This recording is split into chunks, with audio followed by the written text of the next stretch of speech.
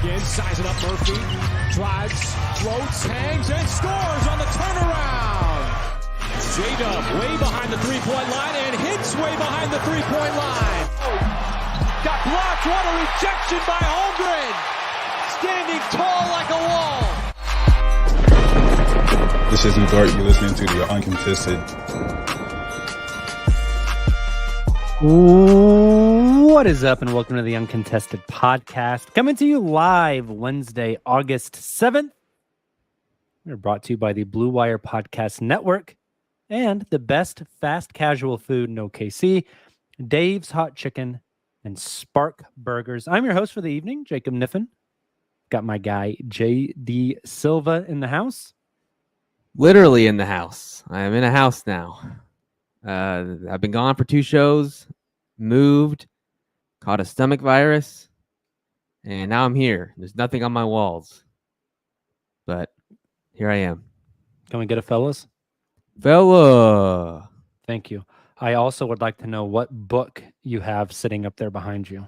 Oh, it is Our Share of Night. I read it earlier this year. It's like a horror book written in Spanish initially and translated. It's great. Oh, so you didn't read it in Spanish? No. Coward. Can't do that.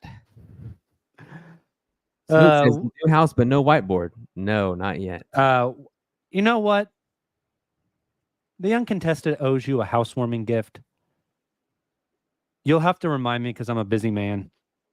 You are. But I will order the whiteboard on Amazon, and you can start keeping your notes on the whiteboard, which would be incredible. Yeah, it'll go right over here. Right over here. You can have something on your wall. Yes. Look at that. So it is definitely the slow time of the offseason, for sure. We do have the schedule coming out next week, so that'll be exciting to talk about. However, it is not out this week. No. Canada has been eliminated from the Olympics, essentially removing any OKC Thunder interest in Olympic basketball. But we'll talk a little bit of Olympics anyways.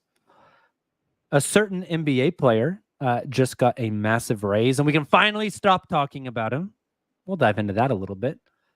And depending on what part of the world you're from, it's back to school time. Since it is back to school time, we're going to hand out some homework to some OKC Thunder players. JD, whenever you were getting ready for back to school back in like the elementary, junior high days, was there like a specific type of like backpack or like the take from home lunches or just something that got you excited about the school year? Back when I was in junior high, it was the Jan Sport backpacks were all the rage. I had to have a Jan Sport. Okay, that's what I remember the most. I had that, and I had a Jan Sport backpack, and all I wanted to do was play Call of Duty Modern Warfare 2. When I got off the bus stop, I was like, okay, 3 minutes till I can play this damn game, and I would go home and sit in my room and play that. Heck yes. Yeah. I'll take it back for the millennials listening to the pod.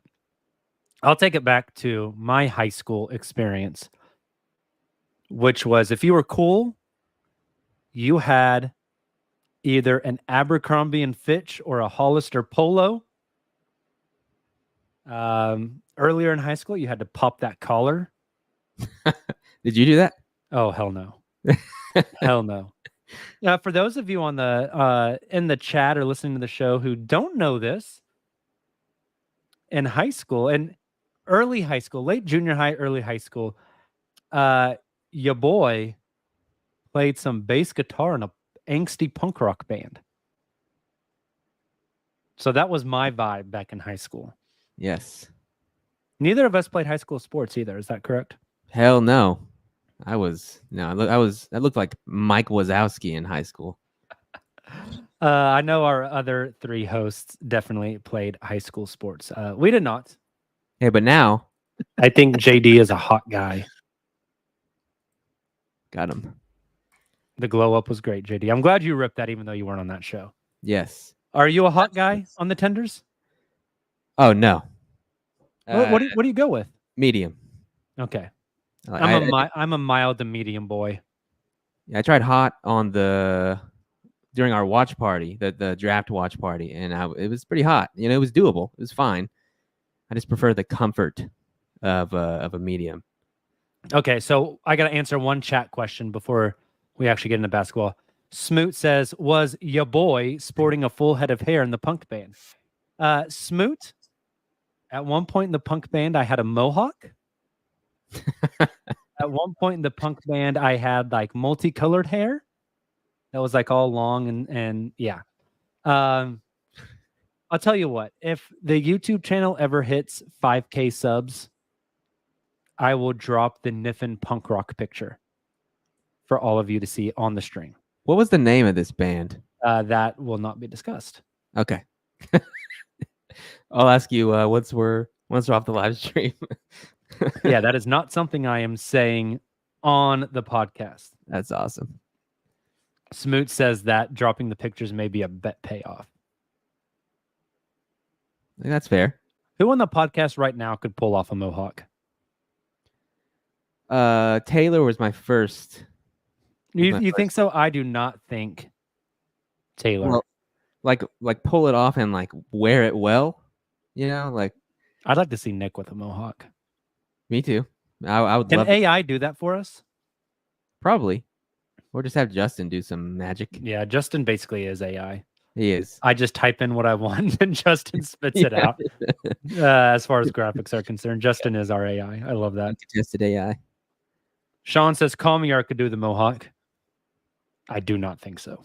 I don't think so either. Funny. I tried it. We should make a punk rock band called the Uncontested. Who's doing vocals? I know we're way off the rails. I'd play bass because I actually play bass. Right. What's everyone else's role? I've always wanted to play the drums. I would probably do that. JD, the drummer. I feel like Justin is definitely like a lead guitarist. Yeah. He just kind of has that aura, right? He has that vibe. He definitely does. Taylor, I could see doing vocals, to be honest. I just don't think our songs would be 20 minutes long. They would. You know what? Maybe that'd be our style. Long form. Yeah, Sean says Taylor does the vocals because he never stops talking. The lyrics page would be like an encyclopedia. Smoot says last time Taylor was on vocals, last time he sung, he crashed the stream. I don't remember that. I don't remember that either. The other option would be Nick on vocals, which I'm actually in on. I would be in on it too. I just think he wouldn't put his all into it. I don't think the passion would be there. That is true. You know, he could do our ads.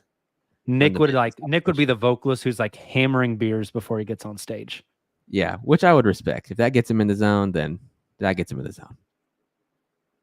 I could see you as a drummer, JD. Yeah, I learned for a little bit when I was like 9. Loved it. Oh, really? I did not know that. And now my partner's learning how to play the drums, and I'm learning how to play Street Fighter. So there you go. Nick Jordan says Nick would have sad songs. Maybe it would be an emo band. Yeah. Smoot says Taylor sung the Around the Association song one time and the stream broke. Oh, yeah, that's probably fair. That's awesome. I love it. All right. Yeah. Silva, why don't you take us away? Let's do it. Okay. So the Olympics. Have you been watching a bunch of the Olympics? I've been watching it like every night I've watched a little bit of Olympics, but specifically I've watched a lot of Team Canada basketball. Yeah. I turn on the Gold Zone on Peacock or whatever, and I watch that a bunch. And yeah, I try and catch all the basketball involving Canada or the US. Watched a good chunk of the Canada game and was mostly disgusted by it. SGA was dominant and was awesome. Loved everything that he did. He did exactly what he showed up to do. I think he finished 9 of 18. I don't have the box score pulled up, but I believe he finished 9 of 18. They played him physical as hell. Still was great. But everyone else kind of shit the bed. Specifically Jamal Murray and Dillon Brooks. Like they really shit the bed. to the point where I'm like, Jamal Murray, you better sign that contract as soon as possible, buddy. That was my takeaway too, was Shai was awesome. They threw everything they had at Shai. I didn't get to watch much of that game. I watched the first half. I was leading some teachers and some trainings at a high school in Oklahoma. So I was very busy, but at lunchtime I did get to watch the most of the first half. And I mean, if Canada has a better start, I think we're having a different discussion. I think they probably win. Shai was badass though. Like they were throwing doubles at Shai, they were blitzing him, and he still went for, was it 29? I mean, so. he was awesome. Very clearly the best player on the team. But like you mentioned, Jamal Murray and Dillon Brooks, I think combined 4 of 22 or 4 of 23. That's going to lose you a basketball game. And I know there's probably a lot of context that goes into it. Olympic basketball is different. Maybe there's injury concerns, just the team fit. But Jamal Murray stinks. Like, I don't know about you, JD, and I'm going to have to wait until we see Denver play. But, like, seeing Jamal Murray play in the Olympics kind of has me like, how good is Denver going to be? Like, the Joker is insane. They're going to have a good starting lineup, but they lost Contavious Pope. Jamal Murray's kind of just been cheeks. It's going to be interesting to see. I'm glad you said it, because I've been thinking the same thing about the Nuggets, because, usually when we see a player involved in off-season activities, or so if it's like if Jamal Murray played poorly in preseason, or you saw him play poorly at some random off-season thing, normally we're like, okay, this doesn't matter. It's whatever. The Olympics feel different to me. I think the Olympics do matter a little bit, at least. And just physically, he doesn't look the same. He's not getting by guys. Like Evan Fournier locked him up on multiple possessions. I don't know. That's not a good sign. I'm drawing some conclusions here. And yeah, it feels to me like Denver, if they go into the season and Jamal Murray still looks out of shape. Maybe it's all the injuries.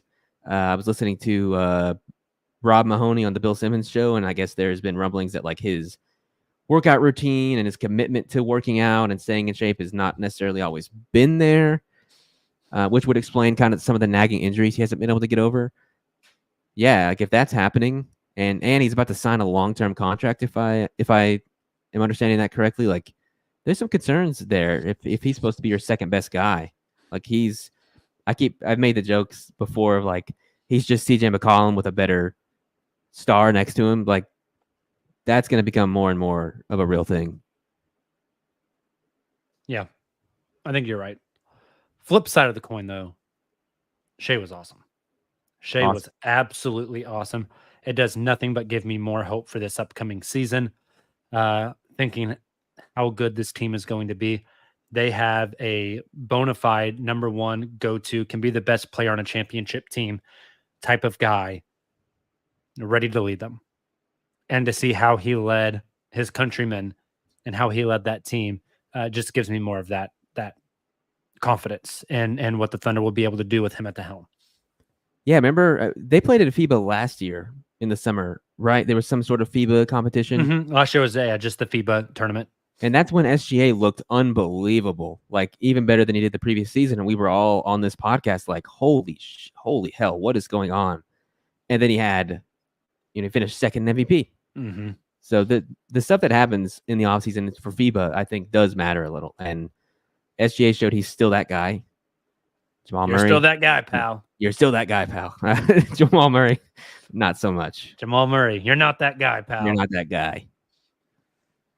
Yeah, I mean, it sucks that Canada didn't medal.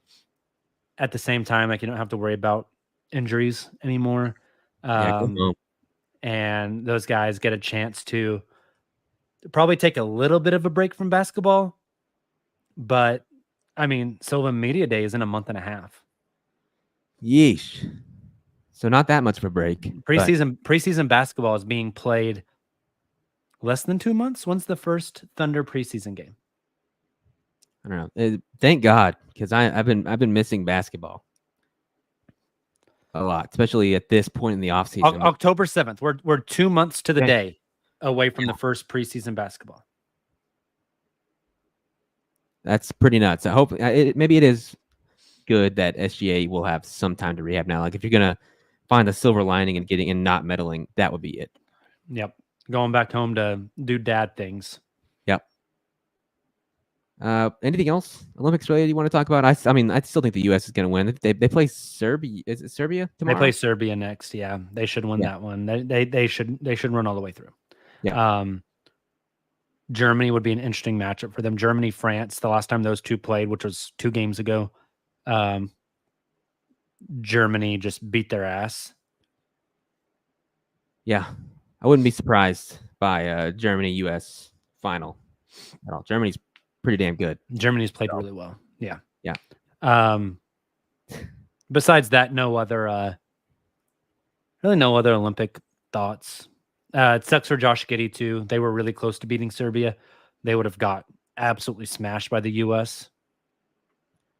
Did you see the most recent? Did you see the most recent comment? Yeah, my mom is in here trying to spill the tea on the band name. That's awesome. That's not going to happen. That's so funny. Do not do it. Yep. Up next, just some other like catching up on NBA news. Lauri Markkanen signed the extension finally. The saga's over. We're done. More specifically, he signed it on the 7th. Yes. Which, when you renegotiate and extend, you cannot be traded for 6 months. 6 months from today would be February 7th. The NBA trade deadline, JD, is the 6th. February 6th. So he is not trade eligible for this season. Yeah, we're getting some lore. Your mom's providing some lore in the chat. Yes. Yeah, Jacob's mom was my first grade teacher. We've been around each other for a long time, fellas. Any more Easter eggs get dropped, we are dropping the block. God. No, Lauri cannot be moved this season.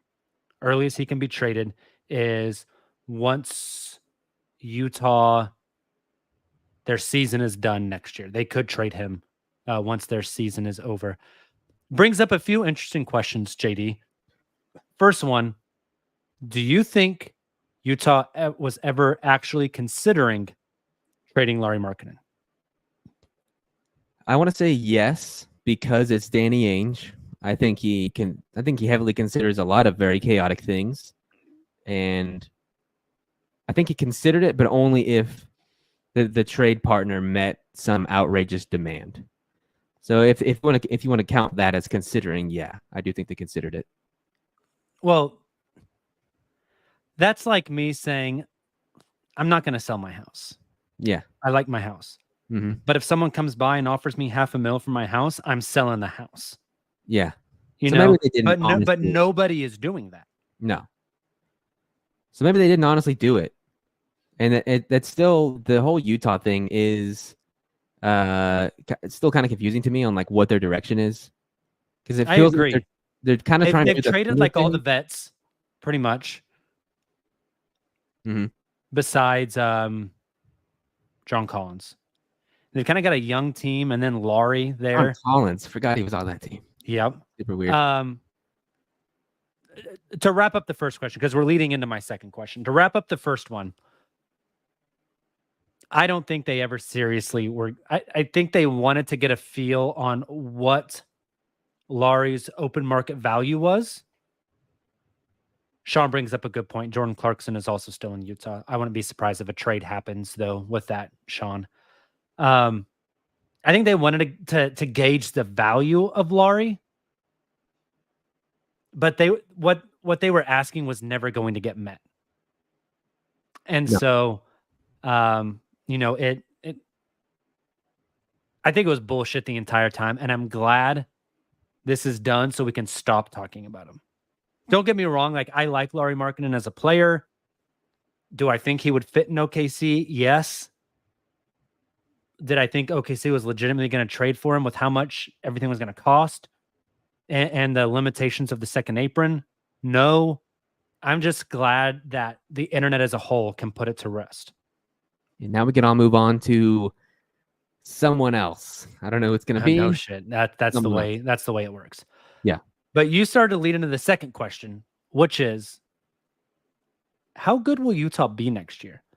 The Thunder are owed Utah's first round pick, top 10 protected next year. So if it falls 1 to 10, Utah keeps it.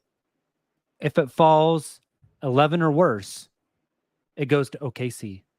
And then I believe next year it might be top 8 protected. How good do you think Utah will be next season? And will the Thunder be getting that pick? Let me see how many wins they had this last season, because I don't recall off the top of my head, but I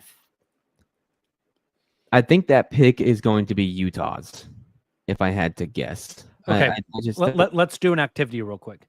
Yeah. I am going to read off teams. I'll read off all 30. Great. I want you to tell me, because where Utah finishes in the West doesn't really matter when it comes to lottery odds. It's just the entirety of the league, right? Excuse me. So let's just go through the entire league, and you tell me if Utah will be better or worse than each of these teams. And we will see kind of where they fall. Okay. Okay. I'm only going to keep tabs on teams that they will be better than, because I'm not going to, I don't have enough fingers to count all 30 teams. So tell me better or worse. Boston Celtics. Worse. Brooklyn Nets. Better. New York Knicks. Worse. Sixers. Yeah, worse. Raptors. You You want to revisit that one? Let's say worse. Worse than the Raptors. Okay. Bulls. Better. Cavs. No. No, yeah. Pistons.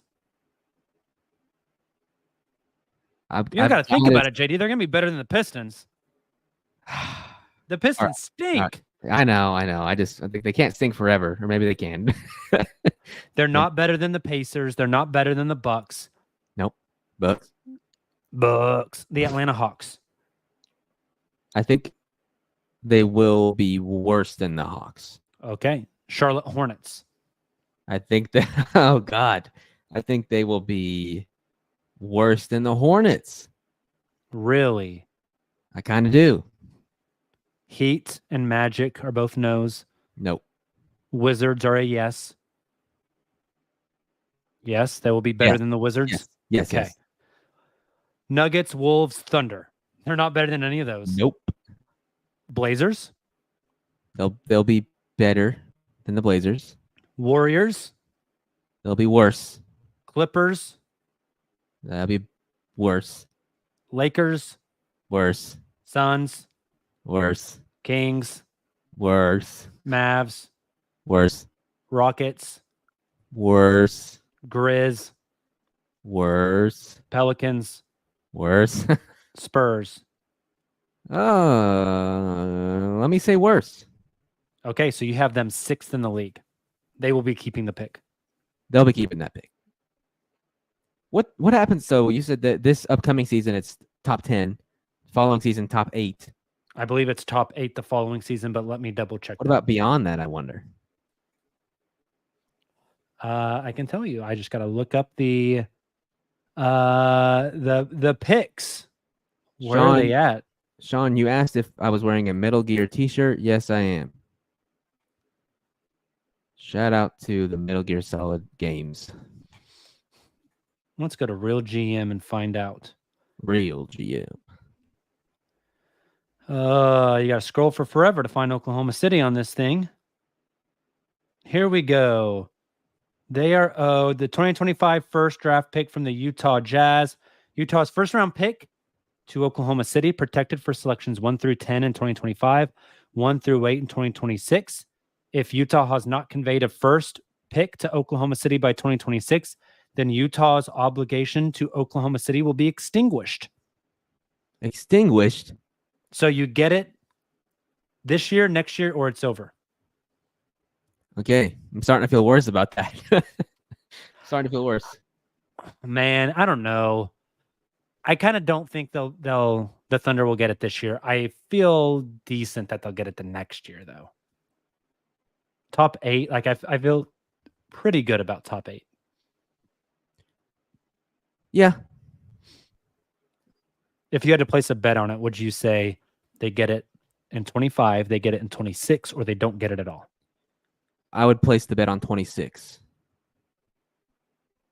I think I would too. That's where I would put my money at. Yeah. If I had any. Mm-hmm. I'm not a betting man anymore. If I had any. Yeah. I've learned from my sins. Yeah. Nick in the chat says, JD, do you just randomly sit your books up like that? No, I actually, I read this book recently and it has a really cool cover and there's literally nothing behind me. So rather than sitting in just a blank space with nothing but my router, a Sensi, and just a wall, I was like, let me put a cool book over there. And you should change the book every pod. Maybe I will. Put some religious texts back there. Oh, okay. I have so many religious texts. Is it time for us to go to a break? I think it is. All right. We will be right back. And we are back. It's time to tell you about Spark. Spark joy at Oklahoma's family-friendly joint, Spark, located in Scissortail Park and recently opened in Chisholm Creek and right by JD in Nicholas Hills. No, wait, the Chisholm Creek one's close to JD, not the Nicholas Hills one. One of them. The Nicholas Hills one is super close. Oh, never mind. JD's close to a Spark. I bet he eats it a lot. Dive into their menu of burgers, bites, and cold delights. Don't skip the must-try BLC burger, which is gas. Pink fries, frozen peach club special, and rotating custard flavor of the month. And we cannot forget to mention the newest item, Rumble Fries. The tray of loaded fries that's perfect to share for the whole table, named after my guy, Rumble the Bison. JD, for the spark of the week this week, which Thunder player could make I don't want to say marginal, but a expected progression that would impact the team the most next season or spark the team the most next season? I am going with none other than J-Dub. Ooh, that's my guy here. I think you think a moderate increase by J-Dub has more impact on the team than anybody else? I do, and I think that is specifically because of what I saw in the playoffs. He looked to me like a guy that was a moderate increase away from being a guy in the playoffs, and he finally figured it out there at the end. But a moderate increase for J-Dub in the playoffs is what the Thunder need, which is another guy similar to a Shai that can create a shot from nothing, that can handle the ball and solve problems in real time. And I think that's where you need to go at this point. This comment from Smoot, I need to read this in a second also. Spark of the week, when JD opens the pod reading the first page of a different book like he's LeBron. It's incredible. The chat wants you to take requests, book requests, and have them for each pod. What, like I bring books and tell people to read them? No, like the chat requests a book and then you have it ready each show. How will they know what books I have? You got to buy it, brother. What the hell? Lots of trips to half-price books for you. I live next to one of those now. That's cool. Hey. My spark would be probably Chet Holmgren. Good choice. I think that added, I think he's going to be just as good defensively. I think we see a bit of a jump on offense, specifically with him and with the ball in his hands more. I think that's a thing that we should start expecting for next year. I also think we have, I don't want to say like a jaded view, but a little bit of a foggy or a warped view of what Chet was last season, because what is fresh in our brains is the end of the season and the playoffs. The beginning of the season, offensively, he was a madman. And I think just the grind of the season kind of got to him. So I think that a year under his belt, all of the offseason, I think Chet's going to come back and be like an offensive force and going to be able to handle the ball more and play make a little bit more, and going to be less of a finisher and more of like an essential piece of this team offensively next season. And I think that takes them to a level that we have not seen yet. I think it's totally fair. I don't want to get too much into our next segment, but I will say I agree with you completely. And Chet has a lot more room to grow offensively than some people may realize. Like, that dude is crazy skilled.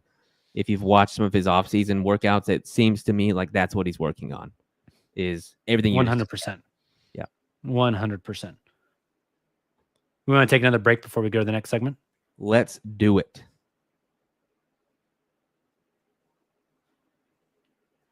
And we are back. JD, why don't you tell us what our last segment of the night will be? Yes, the last segment, our back-to-school activity. We're going to give Thunder players a back-to-school assignment. This is just something that they can focus in on, work on in the off-season as they're heading back to school. That will help them improve the most next season. I think Jacob and I are just going to kind of ping-pong back and forth. We can each give one for a player. We can give one for each player, whatever you want to do. But yeah. Points. You want a fun fact real quick? Yes. So everyone knows, or most people who listen to the show know, I'm a former educator. I taught in the classroom for nearly a decade. I'm still in education. I just am not the teacher anymore. You educate us on this podcast every week, buddy. Hey, I'm doing the Lord's work over here. A few of my former students are in the stream tonight or texting me saying they want to know the name of the band. I literally just got that text. Shout out, Brennan. They can chime in the chat and confirm this. 9 years as a teacher. I bet yearly I gave out homework, specifically homework, not like you messed around all class period and didn't finish your work and now you got to get it done outside of my class. Specifically saying you have to do this at home and bring it back to me. Twice a year, maybe? I bet closer to one time a year. Sounds great. Was that your experience in high school, JD? No, I got a shitload of homework and I hated it. Well, I gave out the classes I liked the most. I had the least amount of homework, funny enough. Yeah, funny how that works. All the engagement was done in the class. Yep. It's called good teaching. If any of my former students are in the chat tonight, let us know. Confirm for me. Don't lie, you sons of bitches. Confirm for me that I never gave out homework. But tonight, we're giving out some homework. You want to lead us off? Let's do it. None other than SGA. I'm going to kick off the segment with him, with HIM, him. Did you hear Dwayne Wade? What he kept saying? He, him. What are his pronouns? He, him. Yeah, that's awesome. SGA, though. The homework assignment I'm giving to that guy. Work on the three-point shot. I kind of think that's one of the few areas of his game where he can improve is his three-point shot, specifically volume. And we saw a little bit of it when I got to watch Canada. Some more of the pull-up shooting. The release, to me, looks a little quicker. Maybe that's just because of the line being closer and he can adjust a little bit there. Yeah, that's the assignment I'm giving to SGA, is just keep working on your three, buddy, because that's like all that's separating you from being so incredibly dominant. I like that. My homework assignment for SGA will be Bring some of that dad strength and dad anger next season. I'm just kind of obsessed whenever he snapped at the Greek guy. Yeah. Like, I want to see a little bit more of that. Shai is the guy that whenever a scuffle pops up, he laughs, he brushes it off. I kind of want to see a little nasty. Get a little nasty, Shai. Did that happen at all last season? The one thing I can remember is him waving goodbye to the Orlando Magic. That was badass. Not really. The one I remember was when Josh in that playing game in New Orleans went at Jose. Josh Richardson. Oh, Richardson, yes. And Shai was like holding him back and chuckling. And I kind of wanted Shai to turn around and like give Richardson the finger or something. Yeah. So that would be my homework for Shai. Next player, let's go to J-Dub. Okay. You kind of talked about J-Dub in the Spark of the Week. My homework assignment for J-Dub, there's a few directions I could go with this. But I can only choose one. And what I'm going to choose is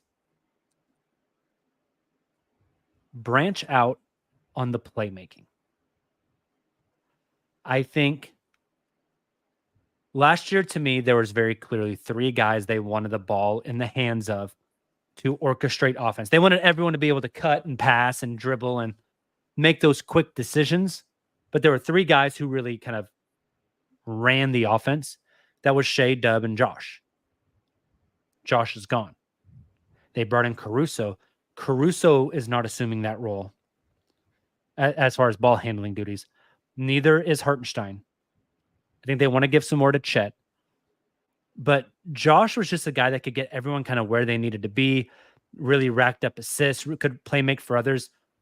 We've seen some, I think, dominant stretches by J-Dub creating for others. I can't remember the game. I wish I could. There was a game where he had like 3 or 4 straight assists to Aaron Wiggins. I remember the second quarter of a game. And I mean, he was just cooking like no look bounce passes and wraparounds. Yeah. I want to see, like, I want Dub to score, but I want to see some more of that main facilitator kind of point guard Dub come out. I think with Josh gone, it opens up an opportunity for him to do even more. And I think he can rise to the occasion. I think that would serve a lot for this team. Totally agree. I think that's really, really good. And you describing that and like what that might look like kind of made me realize that this team is going to look different on that end with Josh not being here anymore. I hadn't really thought of that. It's just because I'm so used to seeing J-Dub fit in line with where next to Josh a lot of the times. Now it's like there's kind of a void there that's going to have to be filled by J-Dub, by Chet, so on and so forth. So that'll be really fun. Mine for J-Dub is going to be, don't worry about your 3-point percentage. Mainly because I want him. Just get them bitches up. Just get him up. Get him up because what did he shoot? I don't know what he finished last season. Over 40%, I think. He was almost 45% last year. That's absurd. And it looks like, especially in the playoffs, and we always say the playoffs tell you everything.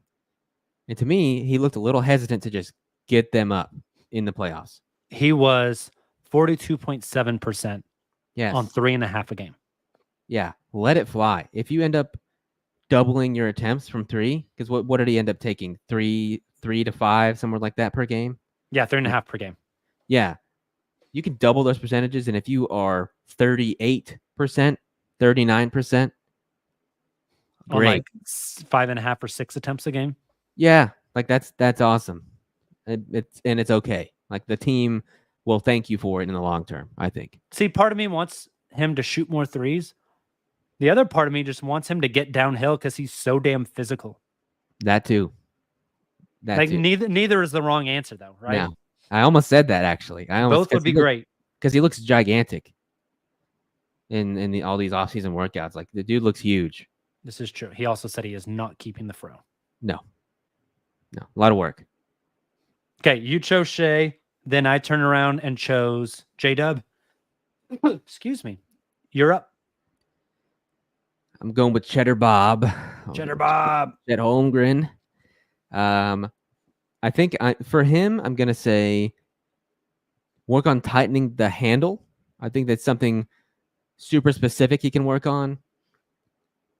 I think Chet has such a high ceiling offensively, and a lot of that I think is gated behind what he can or cannot do off the dribble.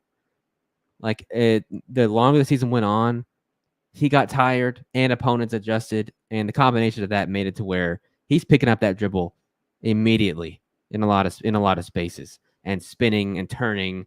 And that's, since he's not super physical, he either needed to be able to dribble around someone, which he could do, especially early on, or spin around them. And I think the spinning is kind of compensating for not being able to back someone down. So I would love if he was able to do more off the dribble. That can lead to more of these like step back mid-range shots that we've seen from him that looked kind of like a high percentage shot to me long term. Just more stuff offensively, deep in the bag, because I think he has it. And like all the highlight clips of Chet growing up were all this crazy dribble move shit, and when he's like super tall and lanky, and he just needs to adjust to the NBA and still be able to do all that stuff because the talent is there, I think. I want to go with something else, but I'm just going to agree with you, and I'm going to tack on to what you said. I think Chet is best at the 5 because I think defensively he can hold up at the 5, and I think defensively he can hold up the 5. Offensively, he is such a mismatch. I do not think he will ever have the offensive game of a modern center. I think at peak Chet, offensive game looks like I'm not, when I say this percentage, I'm not saying he will be this percent as good as this player. I'm saying style of game. It's this percentage of this type of player. Does that make sense? Yeah. I think peak Chet's game looks 85% Kevin Durant, 15% Miles Turner, pick and pop, alley-oops. Yeah. And then 85% handling the ball, operating in isolation, playmaking, hitting pull-up J's, that type of stuff. We know Chet works out with KD a lot. We know there's a relationship there. I think Chet idolizes a lot of his game after KD. So I think you're spot on here.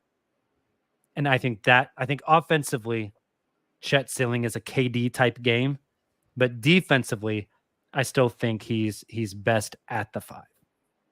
Yeah, and I don't think the fluidity of Chet will ever be what KD is, but that's because there is only one. KD's a first ballot Hall of Famer, one of the best 20 players to ever play the game. Yeah, there is only one KD, and there is only one guy that's ever been that fluid and also 7 feet tall. Yeah. So you can't expect Chet to be that, but you can expect Chet to be something else, and still be really damn good. That something else can be really, really awesome. Totally agree.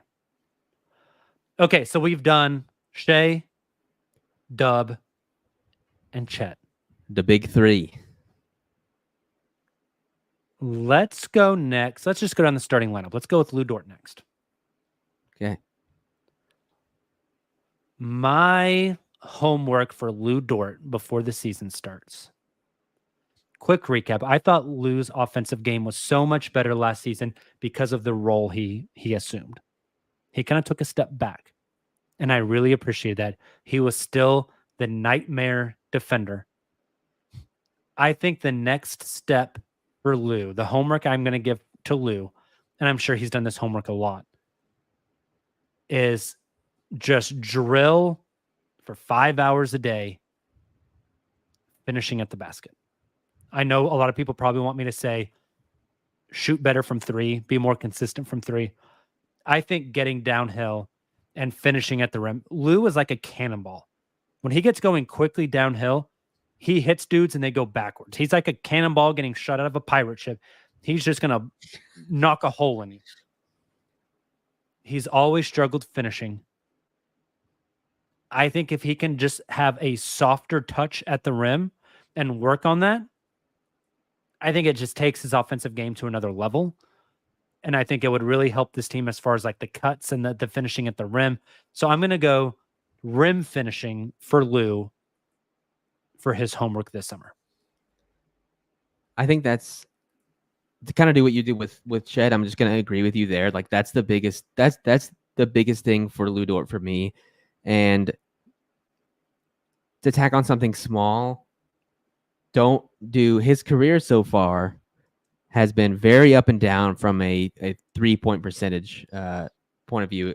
It was 30, it was 34, 33, 33, 39. I wonder what it will be next season. Can he hang on to that? I hope he can. I don't even know if I could create a homework assignment based off that. Like, hey man, just be as good as you were last year, roughly from 3. Because if he is not, I can see Lou Dort becoming expendable pretty quickly because of Alex Caruso filling that exact role and potentially doing it more efficiently. So yeah, finishing at the rim, keeping hold of that 3-point shot he's worked on for so long and looked awesome last year. Like he was pretty good in the playoffs last year, I think. Just be who he showed he could be last year. It's kind of all I've got for him. I think that's fair. Some extra credit. I like it. Okay, next one. We said we were doing the starters. We're at number 5. Yeah. Maybe a spoiler alert for a future pod. Who's the 5th starter, JD? I don't know. I was just thinking. I was looking at this and I'm like, wait a minute. I don't know who that is. Who the hell is it? Do you have a bet? If you had to place a bet now, who would that? I would firmly put my money on Alex Caruso. Okay, that's kind of. I think they're gonna just slot Alex in for Josh. I think Hartenstein will be probably first guy off the bench and probably sub in to play next to Chet. I think they'll spend time together. I think there's times where Hartenstein will start, but I think Caruso's mainly going to be your starter. Okay, let's go with Caruso then. It's kind of hard to give homework to a guy you haven't seen play for the Thunder yet. I agree. So here's the homework then. Yeah. Come in, fit in, keep the mustache, and work on the bark. Work on the bark. Yeah. Stay healthy. Caruso's my bald brother. Yes. He's awesome. He's going to be badass, dude. He's going to be so good on this team. He's going to be so good. They're going to have people in hell, JD. In absolute hell. Imagine you bring the ball up the court. Lou Dort is just busting your ass. So you call the screen. You get the switch. It's Alex Caruso. You're like, God damn it. You call another screen. Now it's Shai. You manage to get by Shai. You get to the rim. You kick out. And somebody's just smothered by J-Dub's long arms. They try to drive off the kick. They get to the rim. And Chet Holmgren is just sitting there ready to swat your stuff into the 5th row. Finally, a timeout happens and Thunder make a sub. And you're like, thank God these guys are getting out. And then Kaysen Wallace and Isaiah Hartenstein sub in. They are just going to have guys in hell. They win Teams it. are going to hate seeing them.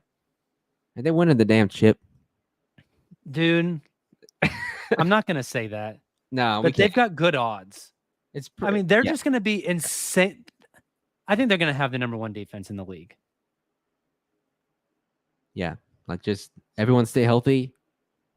I'm going to let this baby fly. I mean, they are literally just letting the dogs off the chains defensively. And then once they turn somebody over, all those guys can get out. Yeah. Let me tell you a little story. A futuristic story about the first time we see Dort rip somebody, dive on the floor, tap the ball. J-Dub picks it up mid-sprint, throws a half-court oop. Caruso gets up and just slams that thing. Brother, they're going to pan to the crowd.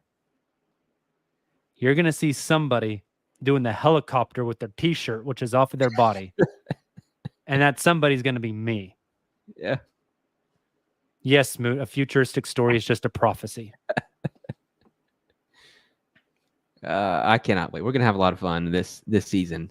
It's going to be a blast. A lot of fun. And when they lose, we're going to be real sad because Oh, our we're gonna be so expectations are sad. high.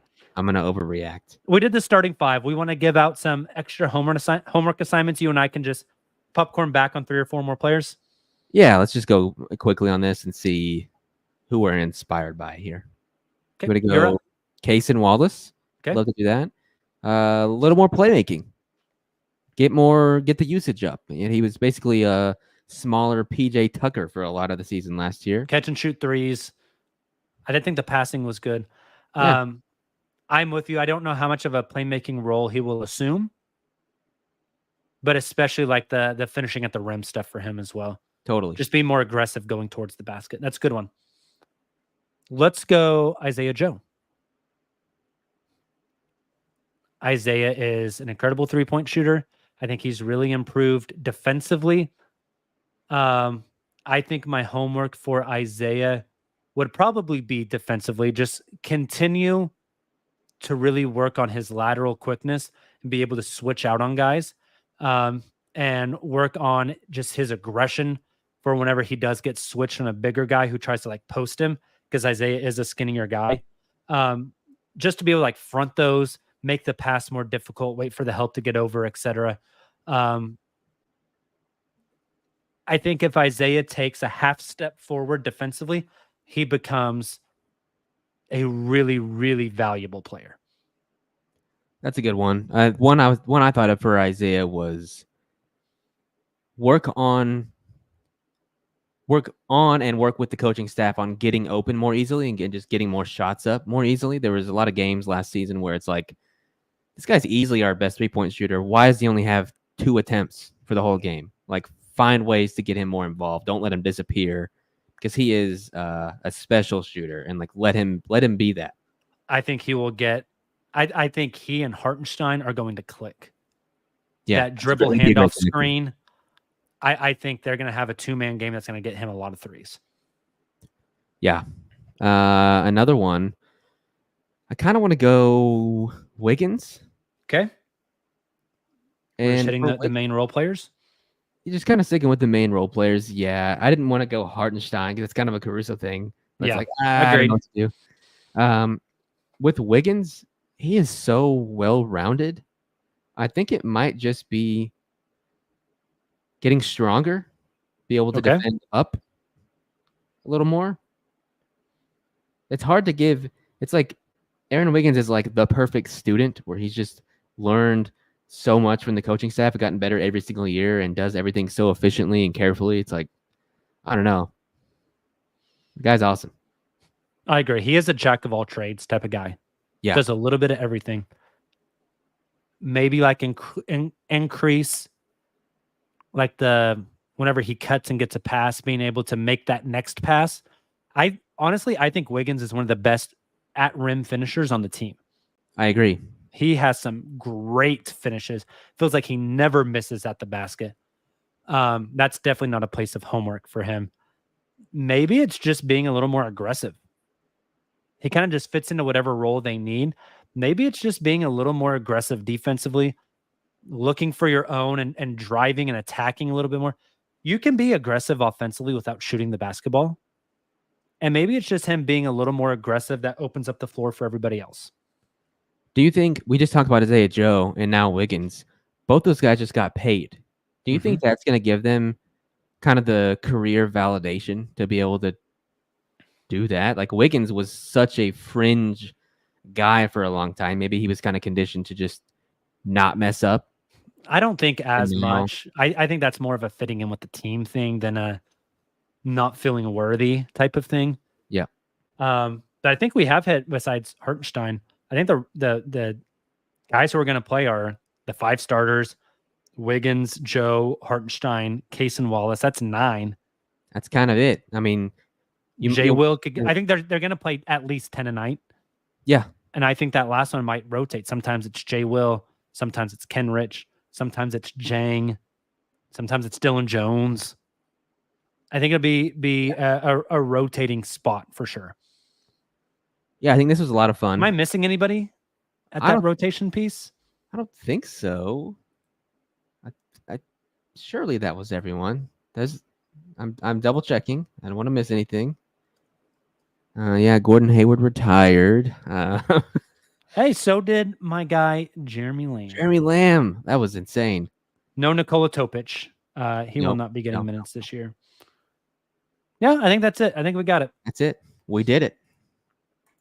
Okay, That's the show. and that's the show. Why don't you take us out of here, JD? Let's get the hell out of here. Make sure I had to get everything set up again. Good to be back. It was weird being off 2 shows in a row. I will be on Sunday. Where who the hell knows? Sunday. What are we doing on Sunday? Yeah, what are we doing? Is the schedule going to be out by Sunday? Probably not. Is that next No, week? I don't think so. I don't think it'll be back out till early next week. All right. Well, who the hell knows? We what will to do? create our own schedule. That'll be great. Games That's will look not forward happening. to us. What will your streaming package look like when Bally's no longer around? I don't know. Thank you guys for Hey. listening. If Bally's not around and I don't have to hear the Lainey Wilson commercial, Oh my God, I might go to church. I haven't heard that commercial in a long time. I might need to look it up and remember what it is. Don't do it. It's called PTSD. Yeah. Thank you guys as always for hanging out with us in the comments. We will see you Sunday. Until then, and as always, adios and thunder up.